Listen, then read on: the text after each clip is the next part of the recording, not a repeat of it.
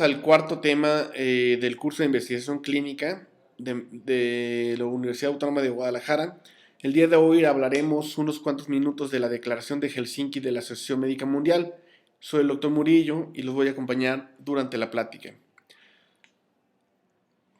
Debemos recordar que los inicios de la ética médica datan desde el siglo V o siglo IV a.C. en Grecia con Hipócrates, cuando encontramos que en su Corpus Hippocraticum, que es un compendio de 50 escritos de más de 1000 páginas, se redactó lo que es el juramento hipocrático, que ha regido mucho o en mucho la ética médica a través del tiempo, aunque recientemente ya tenemos actualizaciones de ese código. El Corpus Hippocraticum no se sabe realmente si fue escrito por Hipócrates o por sus súbditos, pero es sin duda alguna atribuido a la doctrina filosófica en medicina de Hipócrates, y posteriormente divulgaría estas doctrinas Galeno. Otro gran aspecto importante en la ética médica es la fundación, sin duda alguna, de lo que es la Organización de las Naciones Unidas, que fue fundada en 1945, el 24 de octubre, y tiene su sede en Nueva York, aunque fue firmada la Carta Constitutiva de esta organización en San Francisco, California, por 51 países. Lo importante de la Organización de Naciones Unidas es que a bien tuvo crear la Declaración Universal de los Derechos Humanos, que nos han regido a muchos códigos de ética de la humanidad. Y esta Declaración Universal de los Derechos Humanos fue firmada el 10 de diciembre de 1948 en la Asamblea General, básicamente con aprobación unánime, excepto los países representados por la Unión Soviética en ese tiempo, que estaba totalmente separado del resto de las corrientes a nivel mundial. La Declaración Universal de los Derechos Humanos está compuesta básicamente por un preámbulo y 30 artículos que componen el grosso de la declaración, y básicamente lo que hacen es recoger derechos de carácter civil, político, social, económico y cultural para hacer ética la integración o interacción entre los seres humanos. De tal manera que el preámbulo de la Declaración Universal de los Derechos Humanos inicia con lo siguiente: considerando que la libertad, la justicia y la paz en el mundo tienen por base el reconocimiento de la dignidad intrínseca y de los derechos iguales e inalienables de todos los miembros de la familia humana, considerando que el desconocimiento y el menosprecio de los derechos humanos han originado actos de barbarie ultrajantes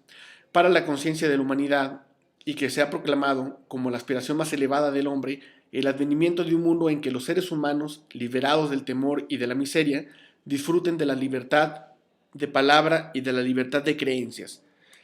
Tenemos que recordar que esta organización y esta carta fue redactada posteriormente a la Segunda Guerra Mundial, después de los juicios de Nuremberg, y sin duda nació de ahí la idea de declarar este tipo de cartas. Los artículos son múltiples, 30 como les había comentado, y los más importantes sin duda es el 1 y el 2. El artículo 1 hace referencia: todos los seres humanos nacen libres e iguales en dignidad y derechos, y, dotados como están de razón y conciencia, deben comportarse fraternalmente los unos con los otros. Y el artículo 2 dice: toda persona tiene los derechos y libertades proclamados en esta declaración, sin distinción alguna de raza, color, sexo, idioma, religión, opinión política o de cualquier otra índole, origen nacional o social, posición económica, nacimiento o cualquier otra condición, de tal manera que la declaración hace universal al ser humano. Esta diapositiva es bien importante porque muestra la foto de Eleanor Roosevelt, que fue la esposa de, por supuesto, de Franklin Delano Roosevelt, que fue presidente de Estados Unidos, y ella fue realmente la que llevó a cabo la redacción de la Carta o de los Derechos, la Declaración Universal de los Derechos Humanos ante la ONU. Sí, fue la que dirigió el comité, y realmente la gráfica es muy bella porque muestra la carta original de declaración que hace la ONU a nivel mundial. Otro aspecto importante también a recordar, o en una época, la Declaración de Ginebra, debido a que también fue promulgada por la Organización o la Asociación Médica Mundial en septiembre del 48, posterior a la época de la Segunda Guerra y después de los juicios, y la Declaración de Ginebra tuvo a bien tratar de ser un texto alternativo al juramento hipocrático para los médicos, de tal manera que actualizó los conceptos de Hipócrates y los puso para la época moderna. Esto obviamente crea una base moral para los médicos. Si bien no ha tenido la aceptación que ha tenido el juicio o el juramento hipocrático, sí es importante porque son las normas actuales que nos rigen en moral médica. La Declaración de Ginebra hace referencia a lo siguiente. En el momento de ser admitido como miembro de la profesión médica, prometo solemnemente consagrar mi vida al servicio de la humanidad, otorgar a mis maestros el respeto y gratitud que merecen, ejercer mi profesión a conciencia y dignamente, velar ante todo por la salud de mi paciente, guardar y respetar los secretos confinados a mí, incluso después del fallecimiento del paciente,